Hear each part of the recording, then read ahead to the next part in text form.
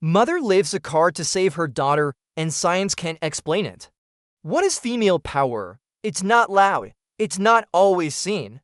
But it's the reason you're even alive right now. It's the hand that heals. And the hand that fights when there's no one else left to. It's not just strength in the muscles, it's the strength to rise after being shattered. It's the voice that speaks, even when silenced. It's love that becomes unbreakable when the world tries to break you. You've heard of legends. But today, I want to show you the real ones.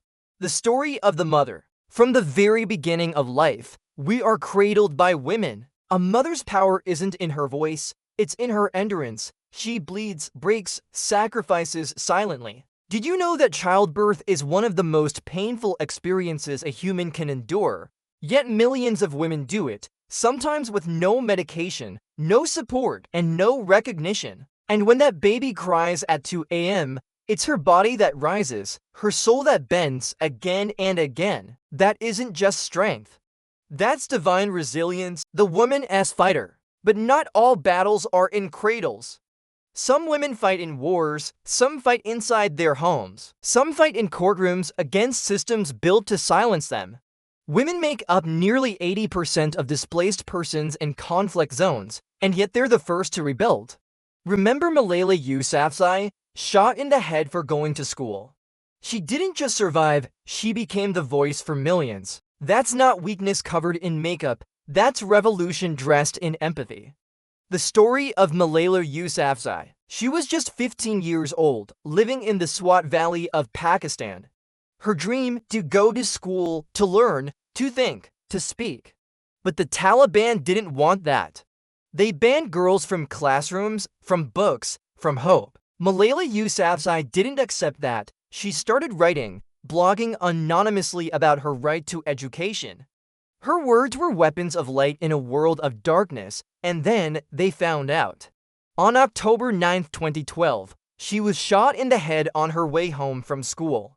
She should have died, but she lived, and she didn't just live, she roared. At 17, she became the youngest ever Nobel Peace Prize winner.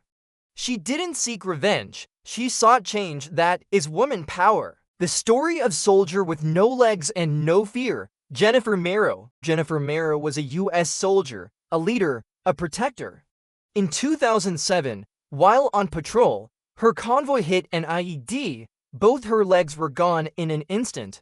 Most would have broken, but Jennifer didn't. She endured 19 surgeries, relearned how to walk, then how to run. But she didn't stop there. Jennifer went back to the battlefield. Not with a gun this time, but with something more powerful. She became a trauma counselor for wounded soldiers. She turned her pain into purpose. She turned her scars into armor. That is woman power. The story of the impossible strength of a mother, hero mom. The story of Lawrenceville. In 1982, in Lawrenceville, Georgia, a young girl named Angela was trapped beneath a car that had slipped off the jack. Her mother, Angela Cavallo, screamed. But no one was around to help. So she didn't wait. She wrapped her hands under the car's frame and lifted a 3,500-pound Chevy Impala, long enough for her son to pull Angela free. Science calls it hysterical strength, adrenaline survival. But mothers know better. That was love in its purest form. That is woman power. All above female stories, different countries, different lives, different battles. But the same fire. They didn't wait for permission. They didn't ask for applause, they acted.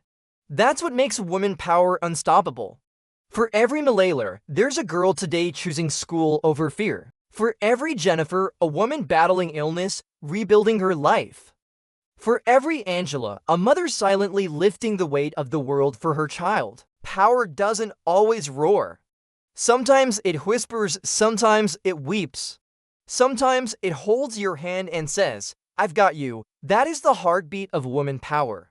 Woman power is not rare. It's everywhere in the ones who heal, the ones who lead, the ones who fight with nothing but hope. So the next time you ask, what can one woman do? Remember Malala, remember Jennifer, remember Angela, and maybe remember your mother. Because woman power isn't a moment, it's a movement.